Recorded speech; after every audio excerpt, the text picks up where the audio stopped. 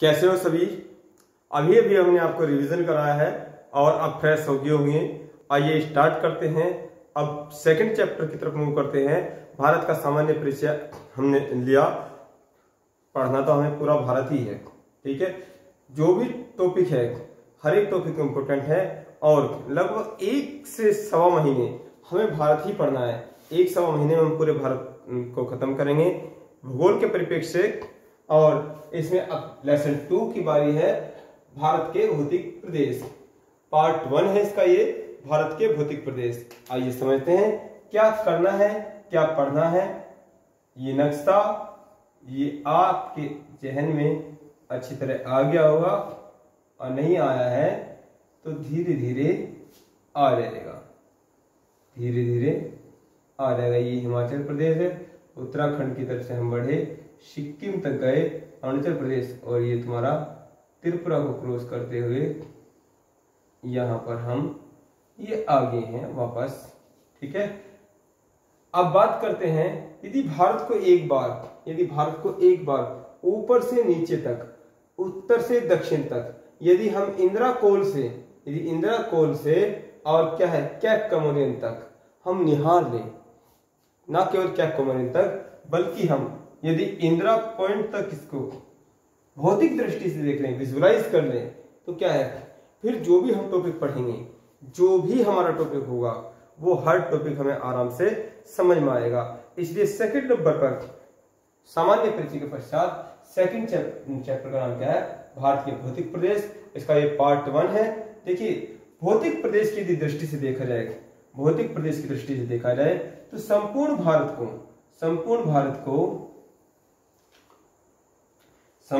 को हम 4 भागों में बांट सकते हैं, ठीक है। हम 4 भागों में बांट सकते हैं और वो 4 भाग क्या क्या है देखते हैं अभी। वो 4 भाग क्या क्या है वो अभी देखते हैं हम यहाँ पर, ठीक है। तो ये मैंने कुछ बनाया है, ये है हिमालय पर्वत, ठीक है। और ये है मैदानी क्षेत्र, ये मैदानी क्षेत्र है, ठीक है। ये मैदानी क्षेत्र है और ये क्या है, ये जलीय क्षेत्र है, ये जलीय क्षेत्र है। यहाँ पर क्या बनाया था, लक्षद्वीप, क्या है लक्षद्वीप। तो ऊपर का जो पोर्शन है ये क्या है, ये सभी पर्वतीय भाग है, ये सभी क्या है, ये सभी पर्वतीय भाग है, ये क्या है पर्वतीय भाग है। तो भौतिक दृष्टि से भी देखा जाए संपूर्ण भारत को हम 4 प्रमुख से बांट सकते हैं। नंबर 1 उत्तर भारत की विशाल पर्वतमाला, ठीक है। नंबर 2 उत्तर भारत का विशाल मैदान, ठीक है। नंबर 3 प्रायद्वीपीय उच्च भूमि, और नंबर 4 है ये नंबर 4 है, ये भी 4 है, ये भी 4 है, ये तटीय मैदान और द्वीप समूह, ये भी नंबर 4 है, ये भी नंबर 4 है, ठीक है। तो आप ये डायग्राम बनाइए और इस डायग्राम को उसके पश्चात इसमें जो विशेष बातें हैं वो हम लिपिबद्ध कराते हैं। जल्दी से या तो स्क्रीनशॉट ले लो या डायग्राम बना लो, ठीक है।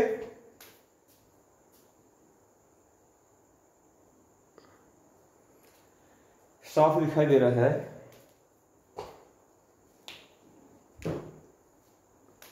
जल्दी बनाइए। तो चलिए लिखिए, टॉपिक डाल चुके हैं भारत के भौतिक प्रदेश, ठीक है। ये चैप्टर 2 है, इसका पार्ट 1 है, डायग्राम आपने बना लिया। तो देखिए भारत को यदि भौतिक दृष्टि से देखा जाए, भारत को मैं आपको पहले भी जब मैंने आपको जियोमॉर्फोलॉजी पढ़ाया था तो हमने बताया था भारत राजनीतिक रूप से तो क्या है एशिया महाद्वीप का भाग है, लेकिन भौतिक दृष्टि से देखा जाए तो ये अफ्रीका महाद्वीप से टूटकर अलग हुआ है, अर्थात गोंडवाना लैंड का भाग है। तो लिखेंगे, अरे भूल गए क्या वो डायग्राम, ये पूरे संसार का डायग्राम है। पूरे संसार को यदि हम देखें, ये अफ्रीका महाद्वीप है और ये वाला पॉइंट भारत है, ये वाला पॉइंट यहीं से तो टूट के अलग हुआ है, ये ओशनिया महाद्वीप है और ये अंटार्कटिका महाद्वीप है। अल्फ्रेड वेगनर, मैंने बताया था ना अल्फ्रेड वेगनर, ठीक है। जब अल्फ्रेड हमने कॉन्टिनेंटल ड्रिफ्ट थ्योरी को पढ़ा था तब हमने बताया था लास्ट में जब उनका सिद्धांत दिखाया था, तो ये क्या है, ये अफ्रीका का ये वाला भाग टूटकर ये क्या है, ये उत्तर दिशा की ओर खिसक गया और तिब्बत प्लेट से क्या हो गया, अटैच हो गया आके, किसके कारण, प्लेट टेक्टोनिक क्रियाओं के कारण। मैं कह रहा हूं पिछले चैप्टर जो है आगे के चैप्टर के लिए बेस का काम करते हैं, आप रिवीजन को अच्छी तरीके से करते रहिए। अक्षांश और देशांतर रेखा वाला रिवीजन मैंने नहीं कराया था आपको, आपकी भी कुछ जिम्मेदारी बनती है, यदि आपको कुछ कमी महसूस हो रही है तो उसका रिवीजन मैं आपको करा दूंगा, निश्चिंत रहिए आप, ठीक है। तो जल्दी से लिखिए इसमें भारत के भौतिक प्रदेश, ठीक है। नीचे लिखेंगे भारत गोंडवाना लैंड का भौतिक रूप से, भारत गोंडवाना लैंड का भौतिक रूप से भाग है जो प्लेट टेक्टोनिक क्रिया के कारण, गोंडवाना लैंड के अफ्रीका महाद्वीप से टूटकर अलग हुआ है और तिब्बती प्लेट में आकर मिल गया है, तिब्बती प्लेट अर्थात यूरेशियन प्लेट से, यदि भौतिक दृष्टि से भारत को देखा जाए, तो इसे 4 मुख्य भागों में बांटा जा सकता है। नंबर 1, 10 जगह लिखेंगे। नंबर 1, उत्तर भारत की विशाल पर्वतमाला। नंबर 2, उत्तर भारत का विशाल मैदान, ये वाला मैदान नहीं लिखेंगे, ये पॉइंट हटा दीजिए यहाँ से, ये वाला है ना। तो उत्तर भारत का विशाल मैदान। नंबर 3, प्रायद्वीपीय उच्च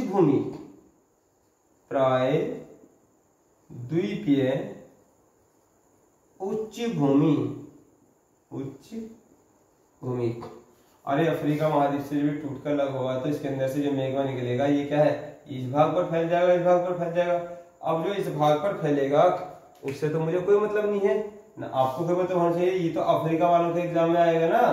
पर ये वाला पोर्शन क्या है, ये वाला पोर्शन तो यहाँ पर फैलेगा, तो ये वाला पोर्शन क्या हो जाएगा, ये ऊंचा हो जाएगा, इसलिए कह रहे हैं प्रायद्वीपीय उच्च भूमि, ठीक है। नंबर 4 लिखेंगे तटीय मैदान और द्वीप समूह, ठीक है। नीचे लिखेंगे नोट, यदि उपभौतिक प्रदेशों की दृष्टि से भारत को वर्गीकृत किया जाए तो 6 भागों में वर्गीकृत कर सकते हैं, ये भी क्वेश्चन आया हुआ है। उपभौतिक प्रदेश की दृष्टि से भारत कितने भागों में बांटा गया है, 6 में, जो निम्न प्रकार है। नंबर 1 तो सेम है, उत्तर भारत की विशाल पर्वतमाला। नंबर 2 जो है लिखिए मरुस्थलीय भूमि। नंबर 2 क्या है, मरुस्थलीय भूमि। और नंबर 3 क्या है, उत्तर का मैदान, ठीक है। नंबर 4 क्या हो जाएगा, प्रायद्वीपीय उच्च भूमि। नंबर 5 तटीय मैदान और नंबर 6 द्वीप समूह। यहां से ये मैदानी क्षेत्र जो है मरुस्थलीय क्षेत्र को अलग कर दिया गया है, ठीक है। और यहाँ से ये जो तट के पास जो मैदान है इसको अलग कर दिया है, द्वीपों को अलग कर दिया है, और कुछ भी नहीं है, ठीक है। तो नेक्स्ट बात करते हैं, अब पहले टॉपिक से लेते हैं, जो पूरा पर्वत क्षेत्र है इसको पढ़ेंगे, फिर मैदान क्षेत्र को पढ़ेंगे, फिर प्रायद्वीपीय क्षेत्र को पढ़ेंगे, फिर तटीय मैदानों को पढ़ेंगे और तटों को देखेंगे क्या क्या इसके आसपास है, फिर हम द्वीप समूह को पढ़ेंगे, ठीक है। तो लगभग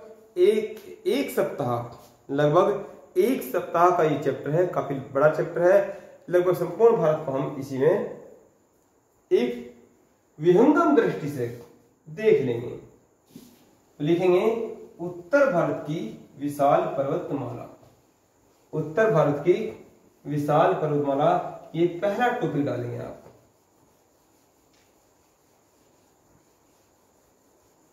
उत्तर भारत की विशाल पर्वतमाला।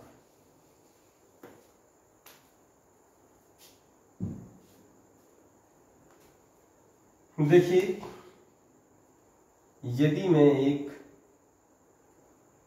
फिर से डायग्राम बनाऊं,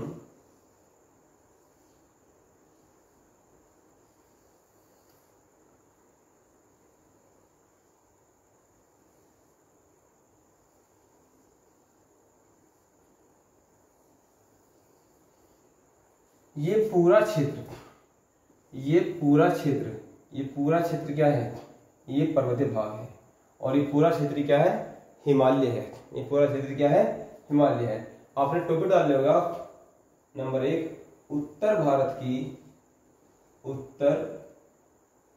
भारत की विशाल पर्वतमाला।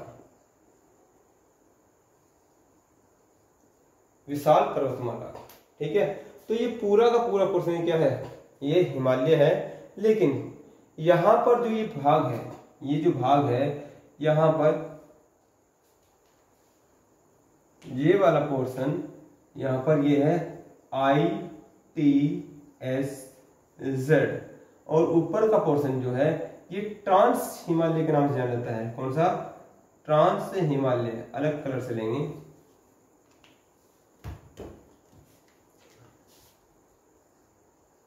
ट्रांस हिमालय, ये पोर्शन ट्रांस हिमालय के नाम से जाना जाता है। और ये ब्लैक कलर की लाइन जो है, तो यहां पर ये क्या है? ये हिमालय है।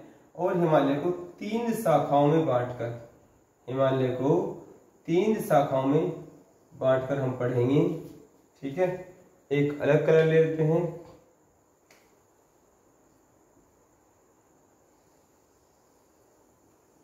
तीन क्या? ये 4 शाखाएं हो जाएंगी, ठीक है। ये 4 शाखा हो जाएंगी।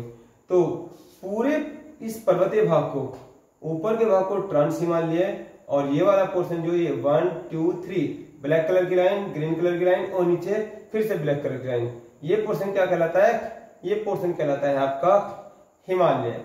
और हिमालय के इस ऊपर वाले पोर्शन को कहते हैं वृहद हिमालय। वृहद हिमालय, ठीक है। ये ग्रीन वाला है क्या है? ये है आपका लघु हिमालय। लघु हिमालय। फिर ये ब्लैक वाला क्या है? ये है शिवालिक। ये क्या है? ये शाखा शिवालिक के नाम से जानी जाती है। और ये वाला पोर्शन इधर वाला, ये NEH के नाम से है। क्या है? NEH के नाम से है। नॉर्थ ईस्ट हिमालय के नाम से जाना जाता है, ठीक है। तो आपने टॉपिक डाला होगा उत्तर भारत की विशाल पर्वतमाला। तो इसमें लिखेंगे भारत के उत्तर में स्थित विशाल मोरदार पर्वतों को हिमालय के नाम से जाना जाता है। विशाल मोरदार पर्वतों को हिमालय के नाम से जाना जाता है। हिमालय का निर्माण पामीर पठार, हिमालय का निर्माण पामीर पठार की गांठ से हुआ है। पामीर पठार की गांठ से हुआ है। इसका पश्चिमी भाग भारत की ओर है। इसका पश्चिम भाग भारत की ओर है, जिसे ट्रांस हिमालय के नाम से जाना जाता है। जिसे ट्रांस हिमालय के नाम से जाना जाता है, ठीक है। जिसे ट्रांस हिमालय के नाम से जाना जाता है। हिमालय को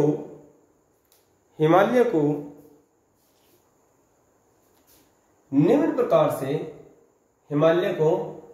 प्रकार से वर्गीकृत किया जा सकता है, ठीक है। निम्न प्रकार से वर्गीकृत किया जा सकता है। तो लिखेंगे ये ऐसे लिखेंगे हिमालय,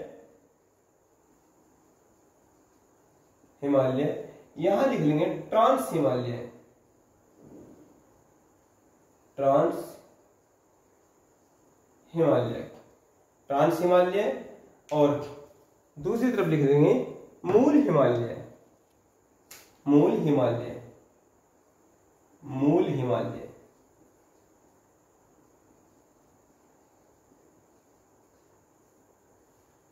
मूल हिमालय निम्न प्रकार से वर्गीकृत किया जा सकता है। तो हिमालय, ट्रांस हिमालय और मूल हिमालय। ठीक है, जो मूल हिमालय है इसको 3 भागों में बांट लीजिए, नंबर 1, नंबर 2, नंबर 3। ठीक है, तो लिखेंगे वृहद हिमालय, वृहद हिमालय, और ये क्या हो गया आपका, ये लघु हिमालय, लघु हिमालय, और ये नंबर 3 पे लिखेंगे शिवालिक हिमालय,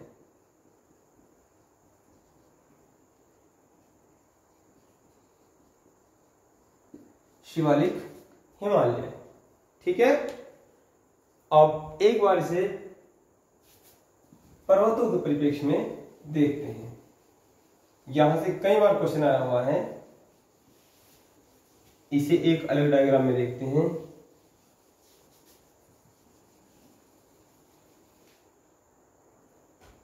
भाई ये क्या है, ये सारा पर्वतीय भाग था, ये सारा क्या है, पर्वतीय भाग है, ये सब क्या है, ये पर्वतीय भाग है, पूरा पूरा ही क्या है, हिमालय है। इस प्रकार से तो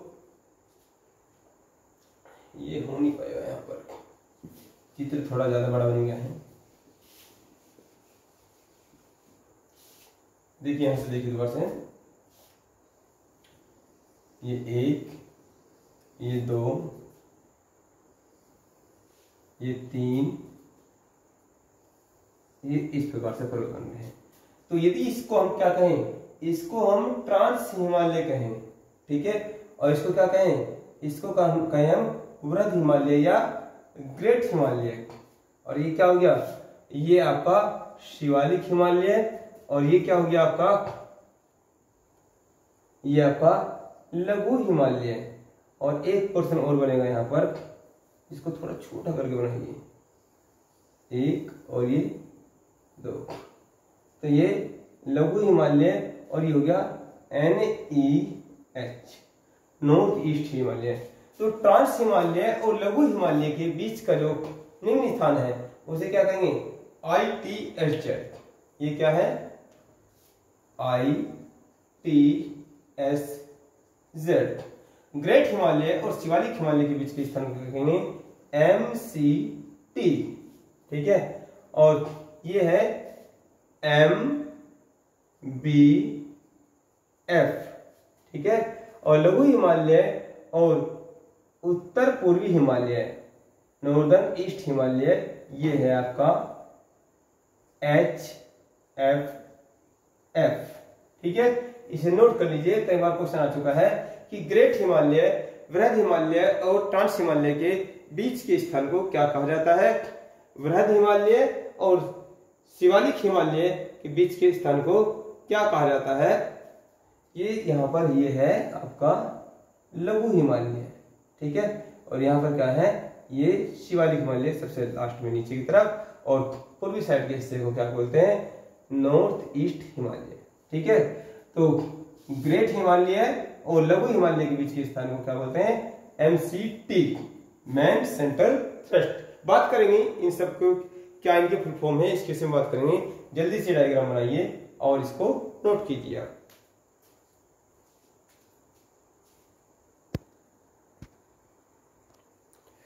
हो गया नोट आपका। ठीक है, अब पहला टॉपिक डाल लीजिए ट्रांस हिमालय। अब पहला टॉपिक डाल लीजिए ट्रांस हिमालय। ठीक है, ट्रांस हिमालय, तो लिखेंगे डैश लगाकर, ट्रांस हिमालय का निर्माण पामीर पठार की पामीर पठार की गांठ से हुआ है। ट्रांस हिमालय का निर्माण पामीर पठार की गांठ से हुआ है। पामीर पठार कहाँ है? तिब्बती क्षेत्र में, ठीक है। पामीर पठार की गांठ से हुआ है, अर्थात इसे पार हिमालय के नाम से भी जाना जाता है। अर्थात इसे पार हिमालय के नाम से भी जाना जाता है। इसका विस्तार न केवल भारत में बल्कि पाकिस्तान, अफगानिस्तान, भारत और तिब्बत तक है, और तिब्बत तक है। यह वृहद हिमालय से, अभी तो डायग्राम बनाया था हमने, अभी तो ये डायग्राम हमने बनाया था आपका।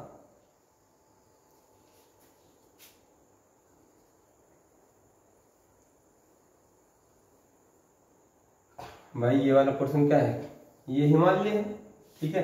और हिमालय की ऊपरी शाखा है वृहद हिमालय, तो यहाँ क्या है? ITSZ। और ये क्या है? ट्रांस हिमालय, ऊपर वाला पोर्शन।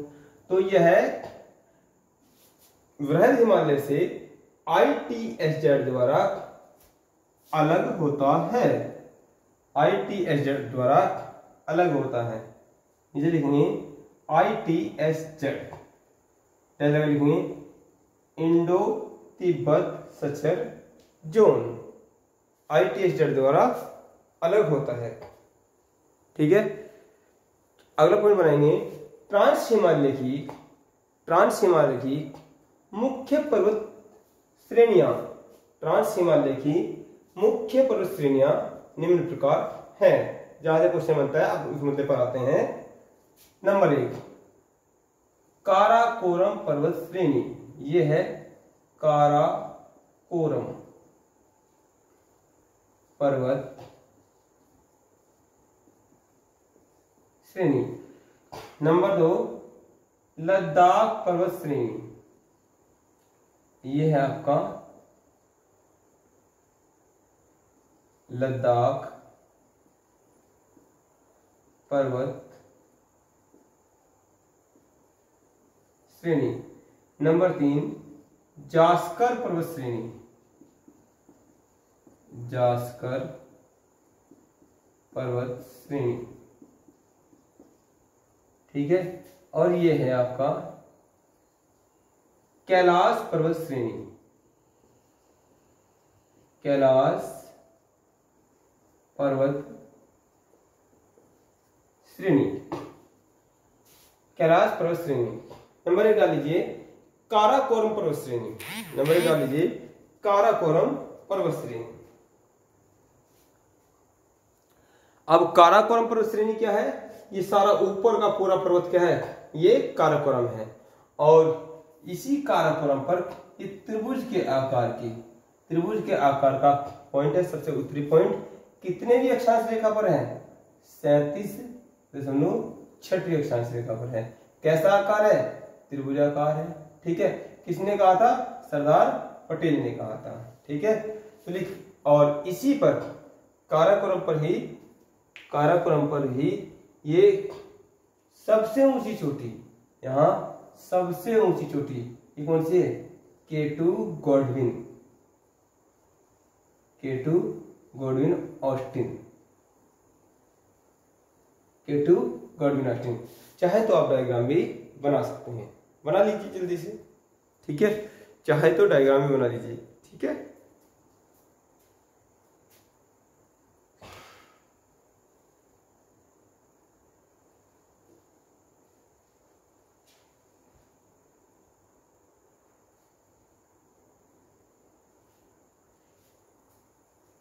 बन गया। तो यदि सबसे ऊंची चोटी, भारत की सबसे ऊंची चोटी की विषय में बात करेंगे तो कौन सी है? K2 गॉडविन ऑस्टिन है। और किस पर्वत श्रेणी पर है?